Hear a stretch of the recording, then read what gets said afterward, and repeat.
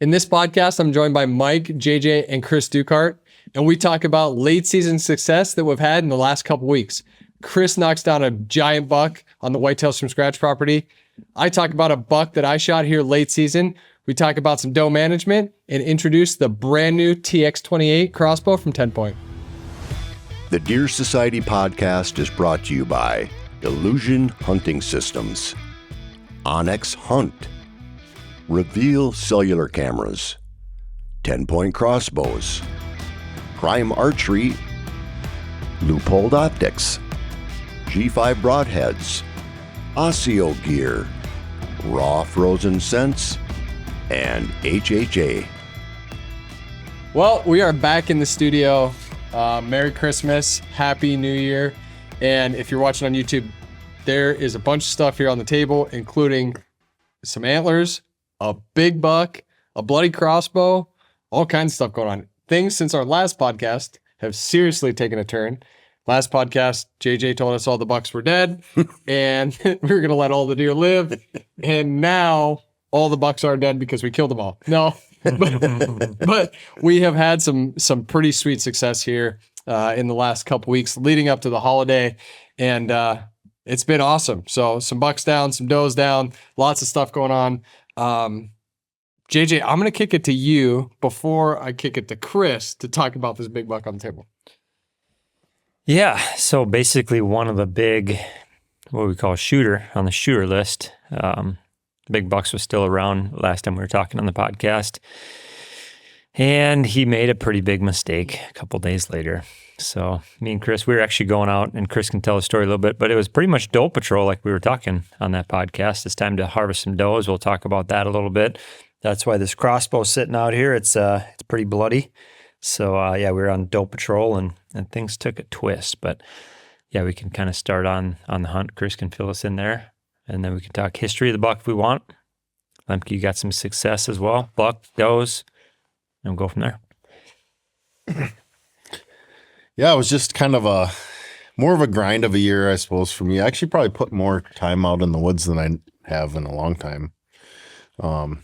Last year, I kind of gave it a pretty good effort, but was fortunate enough to just close out my season on a buck pretty quickly. So this year was a lot different, putting in the same effort, but nothing was coming my way. So I was kind of just getting to the point, work was busy, but I was still grinding out a lot of hunting throughout the work and was just kind of mentally getting drawn down. As soon as it starts getting pretty cold here and you start doing some of those sits and I was buying new buffalo down socks and higher, thin-slate boots. The cold crushes my feet. And so the cold was starting to kind of drag me down a little bit more too on the Endeavor and just, neighbors had shot quite a few of some of the deer that we're, hoping to let grow. And yeah, the year was just a long one and it wasn't exactly just working out in my favor as easily as it did the year before. So it was kind of mentally, that plus work was just busy. It's a big grind here. So you start coming to the holidays mentally, you're just all right, this is the kind of last stretch, just finishing. And we knew we wanted to get some does out of the property and I wanted some meat for the freezer. So I knew at some point I just needed to kind of buck up, get out there, let's go get some does. Let's make it a quick deal and get it done. And then I can just focus in on just getting ready for the trade show season, finishing up the year, getting prepped for next year. I just wanted to kind of put a stamp on the season. JJ was going out hunting that Tuesday and I was all right, I know he wants me to go I can today. I got a little window. I know I'm at our this week. All right, let's just buckle up. Let's get out there. Let's smash these does and just put a stamp on the season, fill the freezers, get our doe quota and get out of there. So that's what I did. I rushed home, got out there. We're sitting there and, we're expecting it to be a pretty quick, smooth ordeal. I don't want to brag or anything about, but it seems like every time you go out, there's just does that are pretty much we're able to get a shot on or something like that. And a couple fawns out in the plot as we're pushing up in the blind. So we're okay, there's already deer out here. We're out here early. I'm we'll let these fawns push off. We wanted something a little more mature. And then it was just dead. Like there was nothing. I mean, I think a couple doink bucks we saw like scooting way off, like in the timber and stuff like that, just circumventing the plot. And I think at one point JJ's like, "Doe management, huh?" He's like, I don't think we have any to manage." Yeah, I mean, I was sitting at home and I knew they were both out, JJ and them were sitting together, which is kind of fun. You get into a blind. In a blind, yeah. Yeah, you get another guy in there, and I thought, that's some pretty good bonding for, the siblings there. But JJ's texting, "Oh, Dead Sea, there's no does," and, and so I just kind of chuckled. I'm like, "Hey, they're going to be there. Trust me. I sit that blind all the time. You're going to get a shot. You're going to get a deer." I don't think it was 20 minutes later, and he's texting me, "Chris just shot the big 8, so that was kind of cool. Yeah, we were just sitting there and it was taking, I was hoping we were going to get like that early rush. I was like, okay, well, it's pretty dead.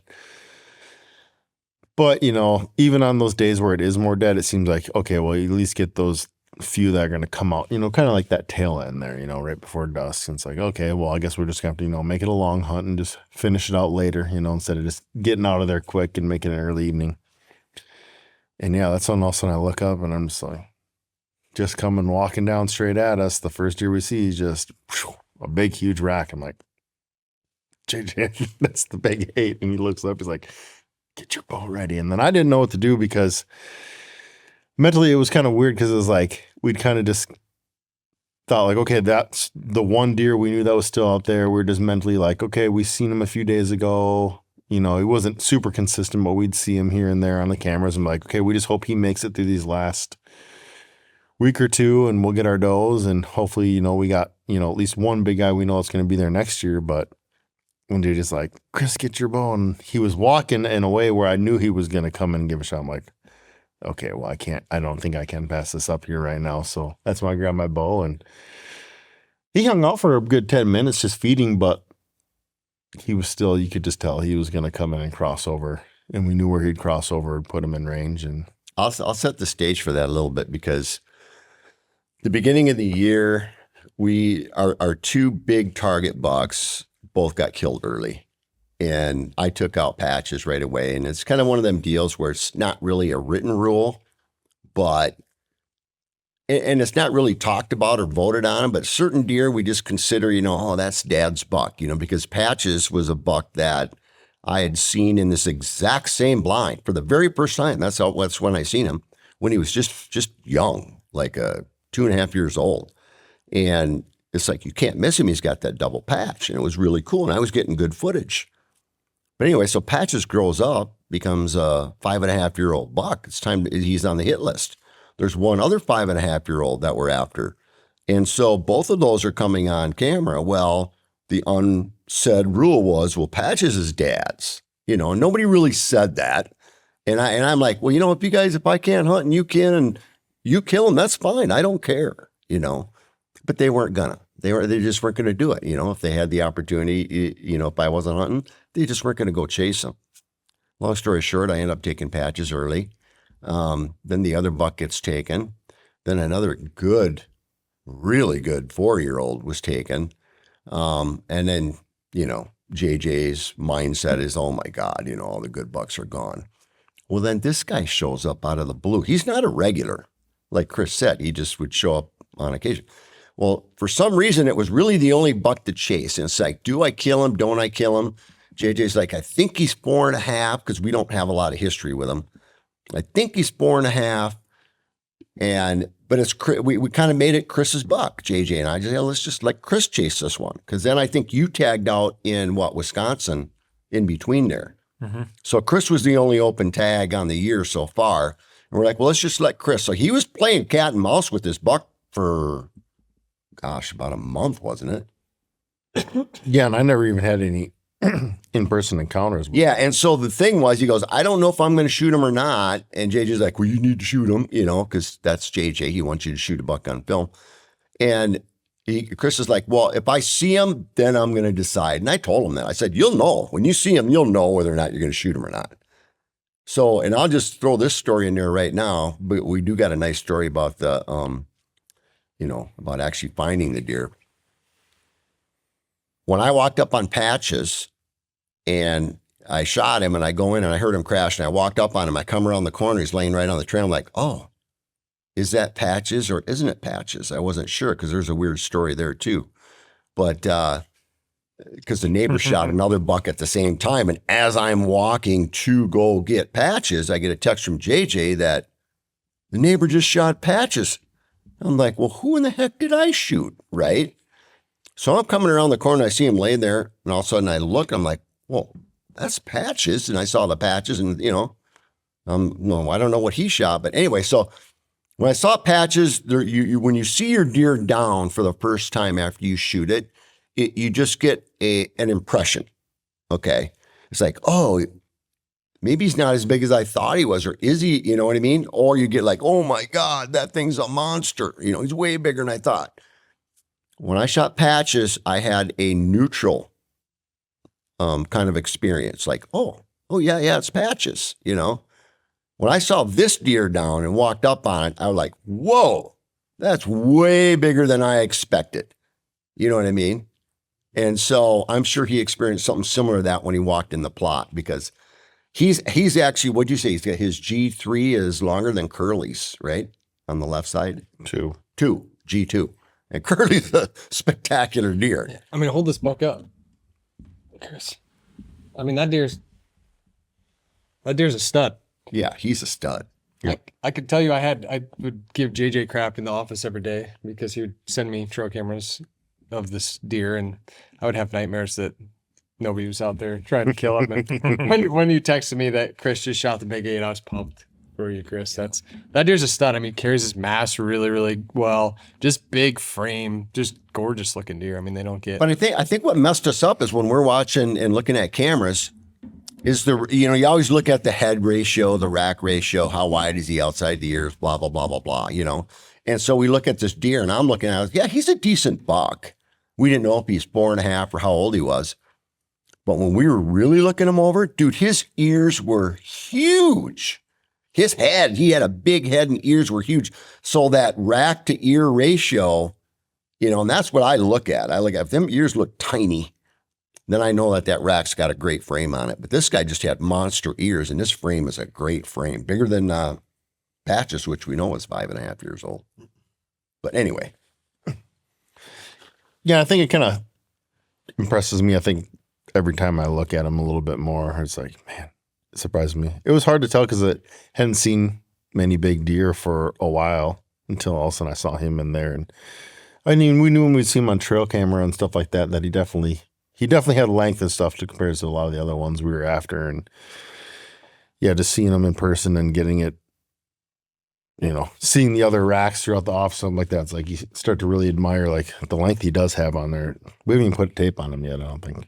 And even the mass too. So I have no idea what the actual. Yeah, and he just broke that one brow tine the week before, but he did show up a couple times early, kind of mid-October. When did you shoot Patches? Remember what day? I don't remember what day, but it was. Maybe it was early October. We got a couple pictures of him running around. It was kind of like, Patches and this guy might start the battle, and somebody's right. Yeah, we talked about somebody's gonna get busted up, or something's gonna happen here. So you ended up shooting Patches. He was still around, kind of in and out. Didn't use our property the whole time. Other people probably saw him. I saw him the day before gun season opened up over on a property that I knew was going to get gun hunted pretty hard, and he ended up squeaking through somehow. And just kind of came back. You could tell he was going to for sure winter on the property. You can see on the table if you're watching, we got sheds from 2 years ago and then one shed from last year, and now the full rack from this year. So we got a couple years of history. Always came back late season, which is kind of what our property does. We got great food, good cover. A lot of deer come back late season, so we knew that was going to be the case. And hopefully we're going to pick up sheds or get a crack at them. So that's how the story ended on the big 8. But yeah, he broke a brow tine a week prior, so we'll get that fixed. But overall, yeah, good buck. He's got some cool little stickers down here too. Yeah. His base, that's a cool character. I would be willing to bet that you don't find the sheds off of the big 8 this year. Oh, maybe yeah, you might find brow tine. You might find a Broken G1 shrapnel. Yeah, JJ's known to find his little pieces of it. I actually found a shed already this year. equal to that brow tine. You did. Maybe that was it. And that buck shed, it's funny. Over in Wisconsin, that buck, he's just a little spike. He already shed the other half too. Did he? So I got something else to look Oh, for. that's right. You're out there with, were you out there with Bo? Or? Yeah. Yep. Yeah. But yeah, and then we filmed a little vlog, which we just launched, so you can see a little bit more about the buck there, or photos of Chris's buck on the page. But that'll be a good hunt breakdown. And then the next day, what happened the next day? What happened the next day? What happened the next day? Big snowstorm came. Oh, I remember that. Yeah. Another buck? Hmm? Yeah, well, one of those deals where I couldn't miss out on the action. You know, Chris shot that buck, so just pumped for him. We took a bunch of photos, did a bunch of stuff that next morning, and then after that, I was gonna go. Yeah, you knew you were gonna hunt. I knew I was gonna hunt, and interestingly enough, so I had not hunted yet in Minnesota this year, and I had sat with my wife quite a few times, sat with Adam. But like I didn't hunt for myself. Just there was a bunch of deer around. A couple of the bigger ones that we were waiting to show up got shot by the neighbors, and just kind of a weird year. But there were some pretty mature deer around that weren't super regular, but we would see throughout the season a little bit. And was just busy filming and hunting with other people and just kind of watching from afar. And finally, it was just time to jump in there. And this deer had showed back up. And I knew the deer. He's a 5-year-old 8-pointer, and he hadn't been super regular this year. We had some history with him the last couple years. I think Lance has a shed or two off of him, and showed back up on the south side of our property. And I've talked the last couple podcasts about this brassica plot that looks like dirt. But these deer are just hammering it and pulling these turnips up and trying to swallow them whole. And sure enough, this deer showed up one time there. And I knew just with all those does there, I knew if he was gonna be there, that's where he was gonna show up. And went and sat in a ground blind on that plot. And as soon as I got in there early, kind of right after we got done with pictures with you, Chris. Got in there early. Deer started coming out right away, and then I think it was 2:40 in the afternoon. Out stepped that buck, and sure enough, he worked his way all the way across the food plot and got to the point he was at 45 yards and just feeding in those turnips, and kind of the rest is history. It was kind of a crazy deal. We had a big snowstorm that was pushing in, so it made for kind of probably one of the more epic recoveries that I've ever experienced in my life. Just deer covered in snow, and I mean, could barely see him when we. Let's go to this recovery thing, because I'll tell you, the recoveries on these two deer back to back like that was probably the most memorable. Well, obviously I wasn't there when he shot it, but that's the thing that's sticking into my head like crazy, and I learned a ton on both of those recoveries. I learned a lot, and we've been doing this for how many years, And so let's go to Chris's. So Chris shoots his at, what was he, about 30? 30. About 30 About yards. 30 yards. Okay. In a dirt primetime field. And I was going to say that too, because he's in this dirt prime time and they're getting this just sick footage, and he's grabbing these green leaves that are just, I don't know where he's finding them, but they're there.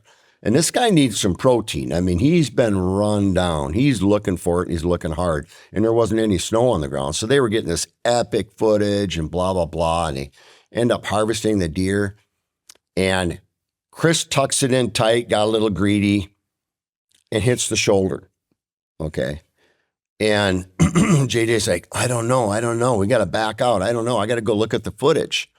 And so he sent me a little clip, a text, and sent me a clip of it. And I looked at it in real time. And I'm like, oh man, this don't look good. But before I said that, I'm going, well, Chris is pulling back 70 pounds at 30 yards. I'm guarantee you that thing went through the shoulder.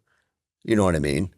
And then I looked at the footage. And I'm like, oh man, oh no. It's just like, no. So then he sends another clip.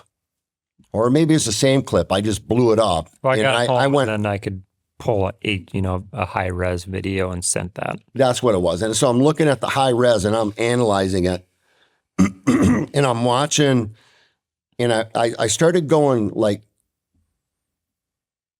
what do you call that? Frame by frame almost. Okay.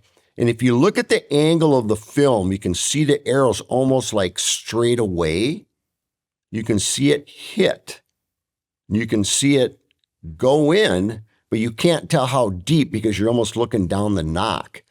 Then the deer takes off striding, and as it's striding away, you see the backs, the side angle of the arrow, and you see it sticking way out. And, it doesn't look like it's penetrated in there at all. So anyway, I started thinking about it. I started going frame by frame, and then I was looking at the arrow, and then you could see like there's a gray, patch on there that shows the logo and this and that. So I was trying to analyze how deep did that go in. And I'm looking at it, and I'm like convinced even before I saw the footage that he had to get through that shoulder with the way he shoots and how close that deer was. It looked to me like that arrow got really good penetration. And when it moved the arm on the first stride, it just popped straight out. The arrow did. So that's where my mindset was on it, but we really couldn't convince ourselves. And we were going back and forth. And so anyway, we let it sit there for. We had snow come, a little bit of flurry. Yeah, flurries Not were the coming. biggest So stuff, we're like, dude. we can't lose because if you hit it in the lung, you should at least see, spit blood or something. Mm-hmm. And we didn't want to jump it and blah, blah, blah. And anyway, so we sat at my house. What did we let it sit till? What? We found it in 4 hours from when he hit. 4 hours. That's Yeah, when we 4 found him, and he just ran in there and he was dead. But that was kind of a cool thing too, because now we don't have any flashlights. So we run them in ours, and I get these 2,000 lumen flashlights, and we're putting the batteries in that. And one of them starts overheating and freaking just about blew up on us. And it was just a crazy day. Yeah. But I got lost, got turned around. They're laughing at me.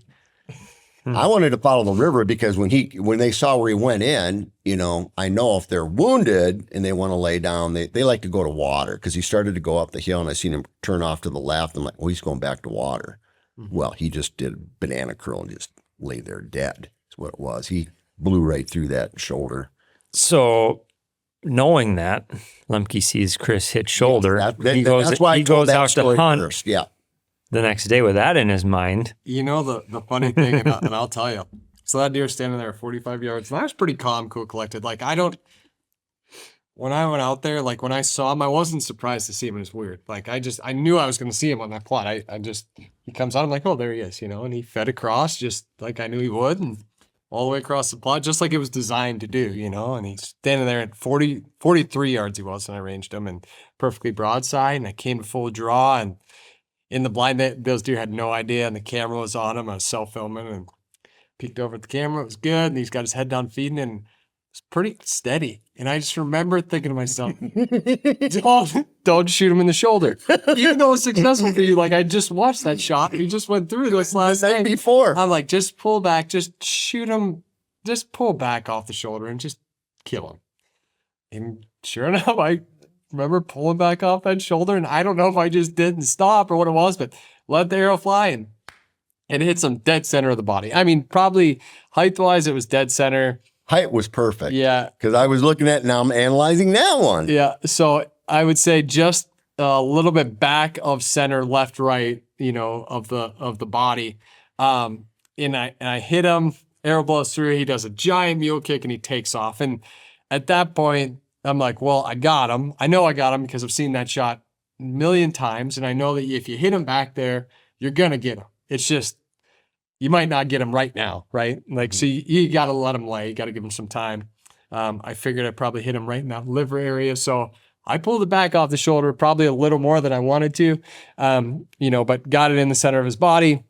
He takes off, and text JJ and these guys, and, we start kind of talking back and forth and do a little preliminary celebration. Snuck up there. I got the arrow. Kind of what I suspected. It was, the arrow smelled, it was super smelly. It was that dark red blood. And there was quite a bit of it.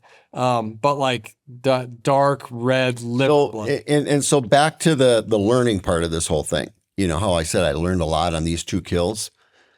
I'm looking at this and I'm analyzing it the same way I did Chris's, and JJ goes, what do you think? What do you think? And I'm looking at him like, well, he might have caught the artery. And then I'm looking at the map of a deer, the anatomy, and I'm looking at a bunch of different videos. And some of the videos didn't line up. And it's just like, everything's saying let it sit for at least 20 hours. All the data saying let it sit for 20. And I'm starting to analyze a little bit. And JJ goes, but he types into a text. He goes, but it mule kicked. And then it clicked in my head. It's just like, oh no, he didn't hit it in the guts. There's no way. Because when you hit a deer in the guts, they hunch. They don't mule kick back out like that. They'll hunch and they don't fly out of there like he did either. They just like, oh, yeah, I got a stomach, like the wind's knocked out of him. You know what I mean? Yeah. It's a different reaction. Mm-hmm. And so I reviewed the footage like, oh, and then as he's running, I could see that dark red you're talking about actually coming out of this hole. Yeah. And I'm like, dude, he smoked the liver. And I'll bet you anything. Because before I was saying, no, you better wait 20 hours. We know we're going to get snow. And then I changed my mind. I'm like, after I figured that out, I'm like, JJ, if I'm him, I get out there before midnight, before the snow gets here. Because he's probably going to find that deer laying there dead after six hours or 4 hours. Yeah. And that's exactly what happened. Well, so my thought process on this whole deal was this. It was, okay, like I so bad wanted to peek into those woods, but it's just a tiny little pocket.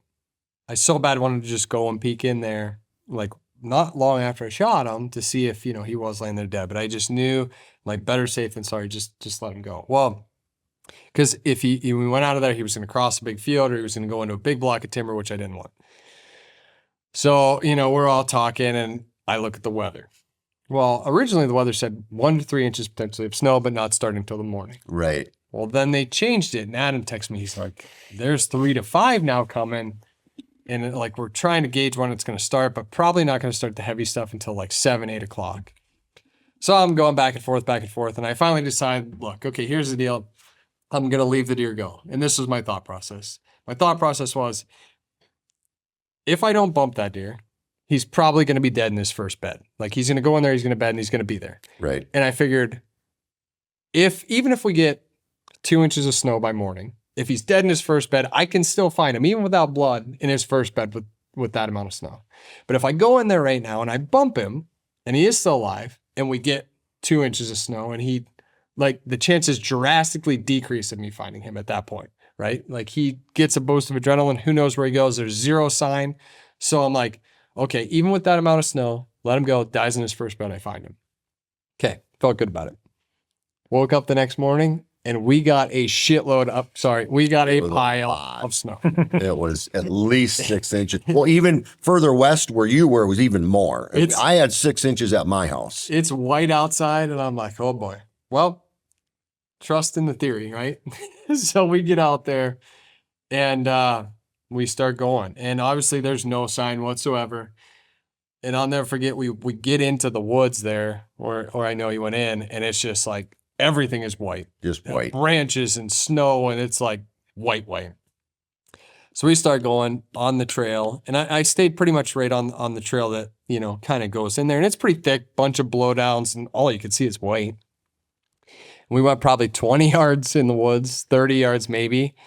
And I'm just going real slow, and Adam is behind me, and Andrew is there, and Ken, and they're behind me. And I get to a point where I kind of stop, and it's just like kind of at a point where I'm like, okay, I have to just like get assess. Yeah. You have to look at the lay of the land. You have to assess, what would this deer have done? What happened last night when he took out? You just had to process it. And we're probably 60 yards from the shot at this point. Well, that being said, the wind is blowing like just kind of across to me now. And I'm like standing there, I'm like, I can smell him. Like I could smell a deer, dead deer. I'm like, I can smell him. And Adam looks at me and he goes, Bryan, he's right there. And I'm like, at that point, I'm just like, it's all coming out. I'm like, where am I? Where's the wind coming from? And I'm like, look in that direction. Adam's like, he's right there. And I'm like, where? Right there. I'm like, where? He's like, Bryan, just walk straight. That deer was laying 8 steps away from where I was. Well, you guys sent a picture out of text. I got it from you or JJ or somebody, and I didn't have my glasses on, my readers. And it was right away in the morning. So he goes, we got him. And I'm looking at the picture. I'm like, well, I don't see the deer. I literally could not see the deer in the picture.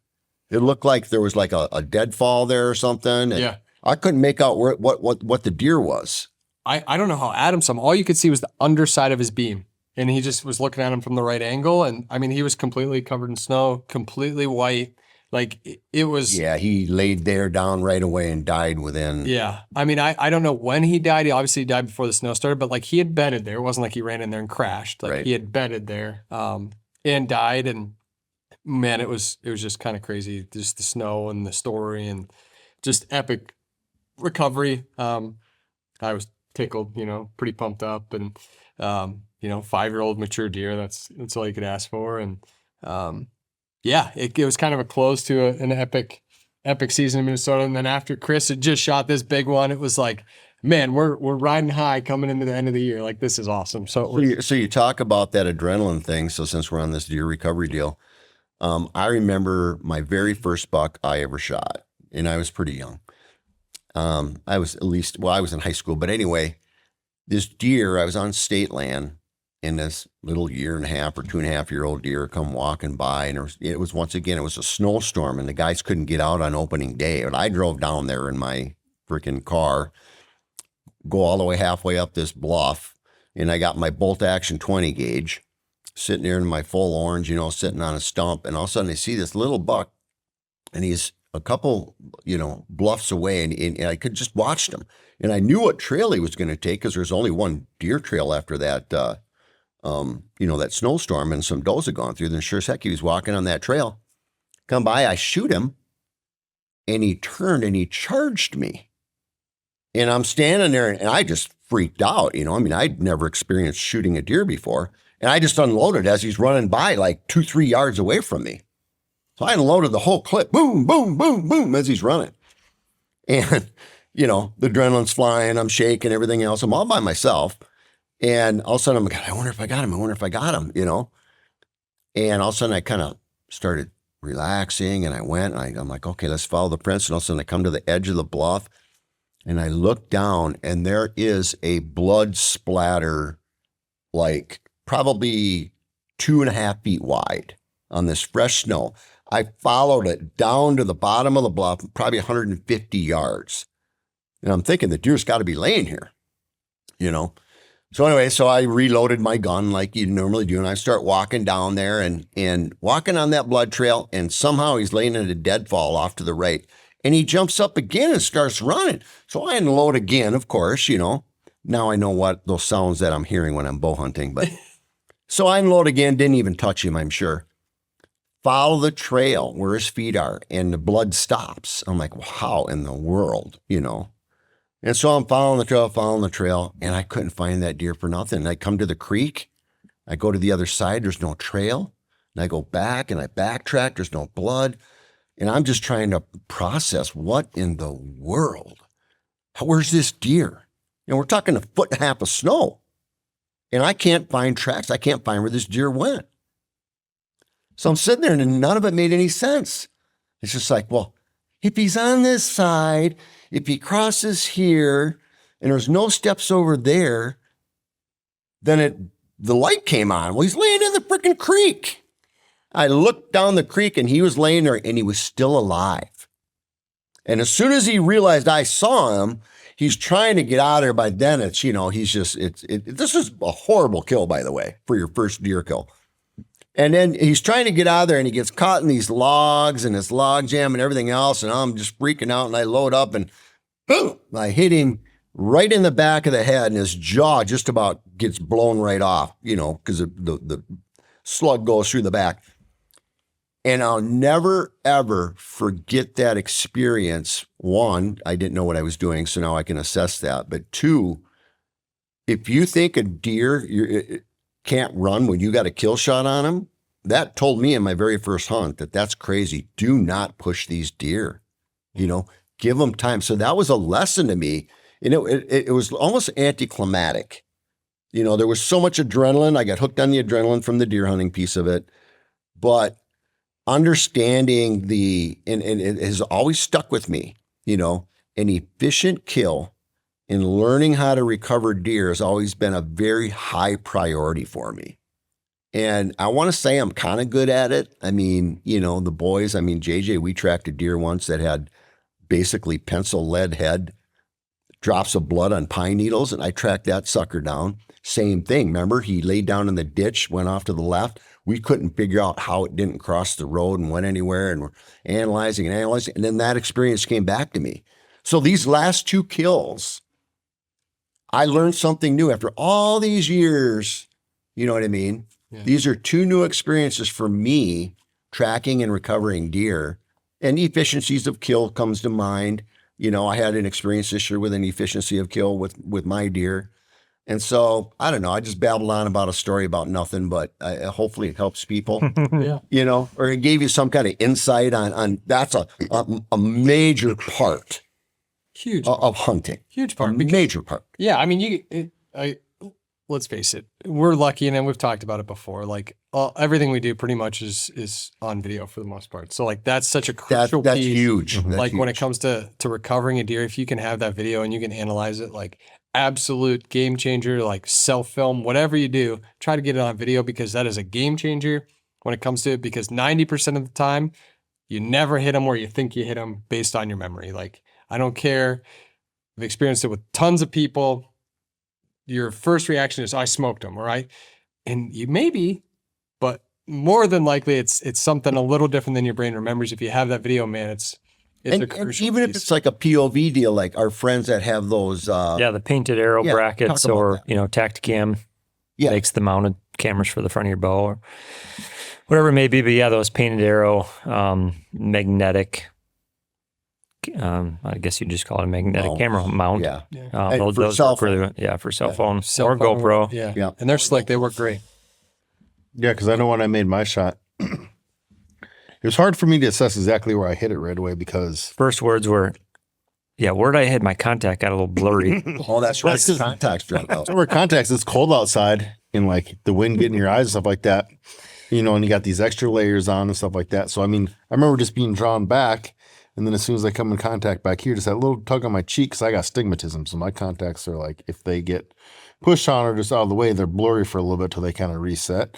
So just kind of bring back that little bit like this, like it automatically just kind of blurs it. So I knew I kind of like where I can still see like exactly where I need to be behind there. Welcome to my world at 65. But as soon as it went off, it was completely blurry. And all I kind of could see was just like something up on the deer and then running away quick. And I was like, well, to me, it looked like it was maybe high and then a little bit forward. And that could have just been because the angle of the arrow. When the arrow popped out. But all I seen was more of like a blurred picture. There was no fine thing. And having that ability to look back at the camera was like, I don't know what I'd do with that. Yeah, that's huge. And that's I enjoy that part of it. I obviously, more than anything, you want an efficient kill, but I enjoy that kind of mystery afterwards and just really analyzing the shot placement and the strategy that goes into recovering some of these deer, because the reality is you can make a wrong move and not end up finding a deer that you have fatally hit. Yeah, you killed them. Yeah. Yeah. So, but definitely some cool experiences there. And obviously a couple big bucks on the ground to kind of close the year out, which is pretty sweet. Mm-hmm. Yeah, 2 big bucks down, 2 great hunt breakdowns coming, a lot of similarities. Obviously, within 24 hours, shot the 2 bucks, eating prime time food plots, which look like dirt fields they at were that point. Pretty much gone, completely gone, and you expected them to be gone. And we talk about this microplot strategies, is they become a social hub, and they also become a staging to ag. And so when you do get late season and you've established that pattern, that's how it pays off at late season. You're not really hunting a food source that they have to have. You're hunting something that you created, you're hunting a system that you created that created a pattern for these deer. The beautiful thing about it too, Mike, is, and we talked about it, I can remember you talking about it back at the old illusion shop when we first were doing like, I don't remember if it was instructionals or what it was about, and just talking about like micro plots and systems and whatever. But like the beautiful thing that I've noticed this late season, the last couple of years with these plots is, the amount of daylight movement that it creates, like Yeah. early in the day. I shot that buck at, I think, 2:40. Like those deer are in there noon, 1 o'clock, 2 o'clock, and by dark they're not in there. Like those deer aren't in there because they're going to ag at that point. Now they're not getting to that ag until nighttime, but it creates this daylight activity, which is freaking crucial. I've seen that like late season. That's so important. I had more midday action, I feel like, late season than I did throughout the rest of the year. You know, it's just That's so true. system is huge. Well, that's one of your best opportunities to get this deer that you shot, Chris. You missed that opportunity because you got caught at work. And by the time you actually got out of work, it's like, you know what? I'm not going to go in there and bump them deer. And what did he do? He walked by at 1 o'clock or 1:30 or whatever it was. What day was that now? Well, you were going to go hunt. Yeah, daylighted a couple times Just early. Yeah, but he daylighted exactly where you shot him. Yep.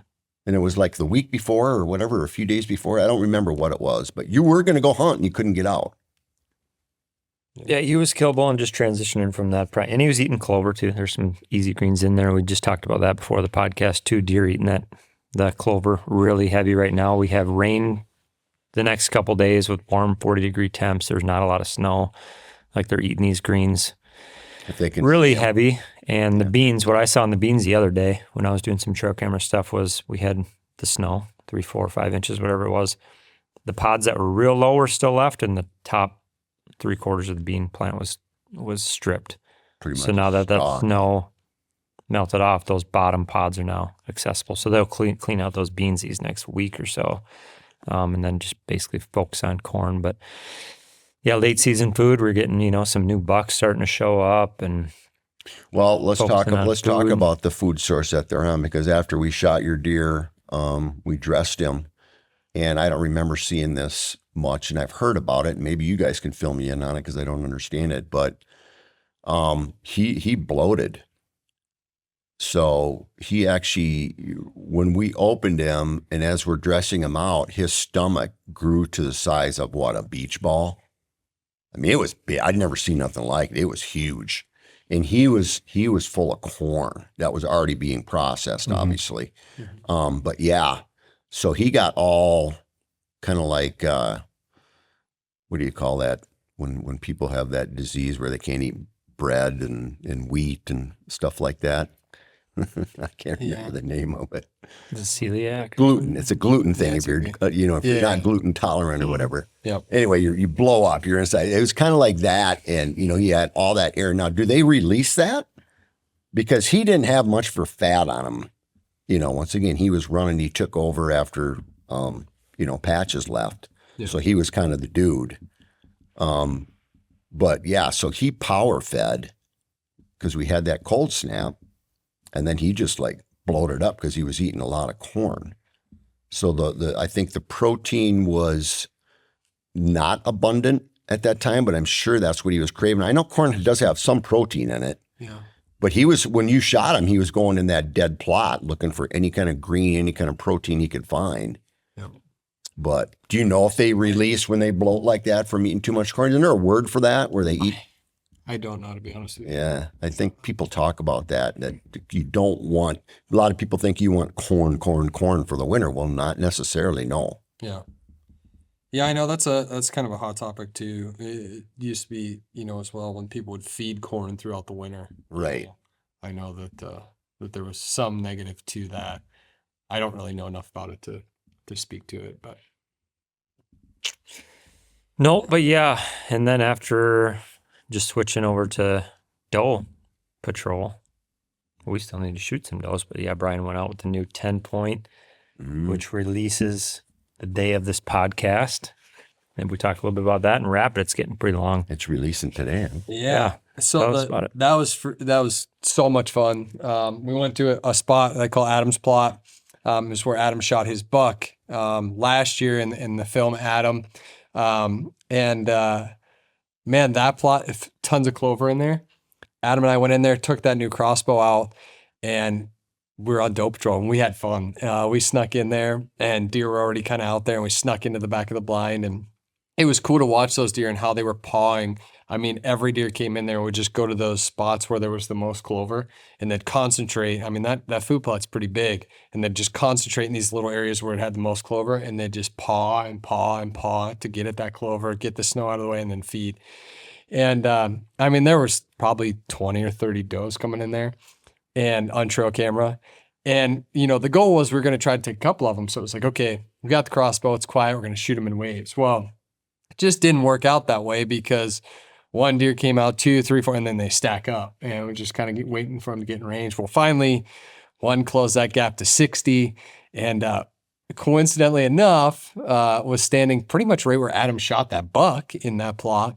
Adam was up first and put it on her and dialed her right at 60. And she ran and tipped over just inside the woods. We could see her. And we kind of switched spots. Again, it was so much fun. Like, no pressure. You know, we're doing good for the herd and like just two buddies out there having a good time, you know. And I waited and some more does came out. There's a couple button bucks, a few young ones, and then a couple more mature ones came out. And I had the crossbow then and was just kind of waiting for this one doe to turn broadside. And then 4 bucks came out and they were just little, but they kind of pushed the does off. And that one doe turned, she was at 68 and pretty comfortable feeding there. And I'm like, you know, I said, I got faith. We're going to see what this crossbow can do. And put it on her in 68 yards and freaking drilled her too. And Lance ended up shooting 2 does that night. So we got 4 does, did a little doe management, and tested out the new TX28 and it passed the test, man. That crossbow it's a shooter.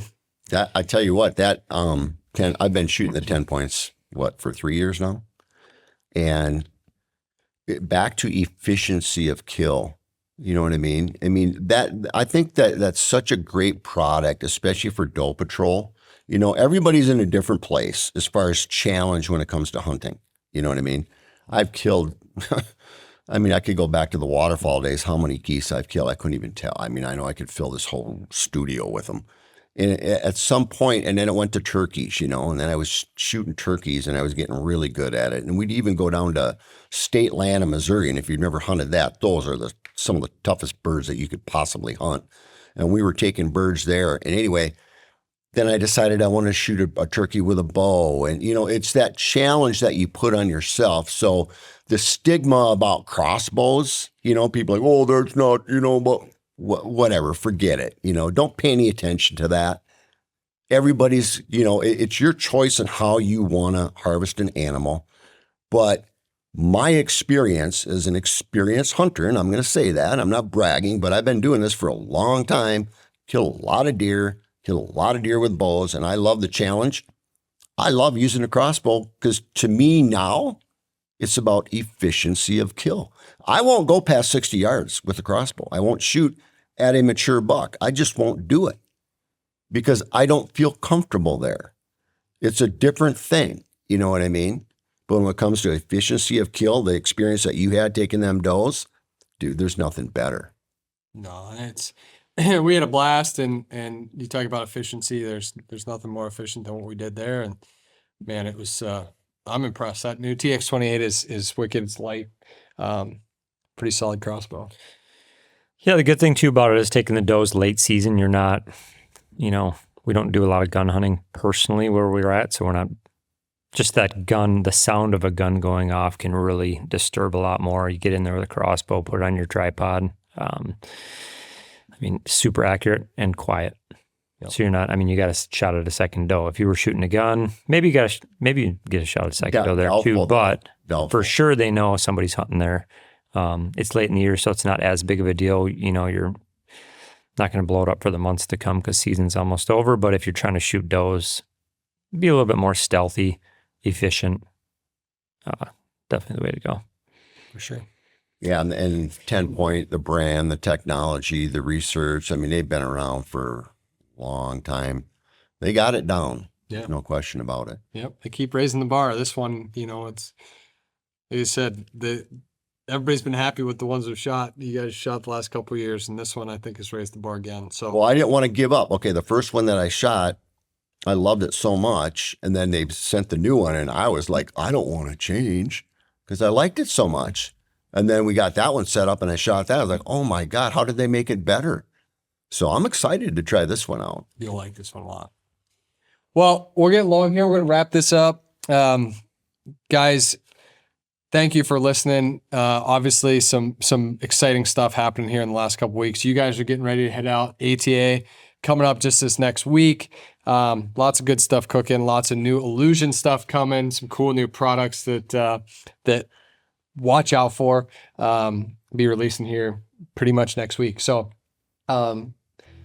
check out the vlog. Chris's Big Buck is on there. If you're watching on YouTube, make sure you subscribe.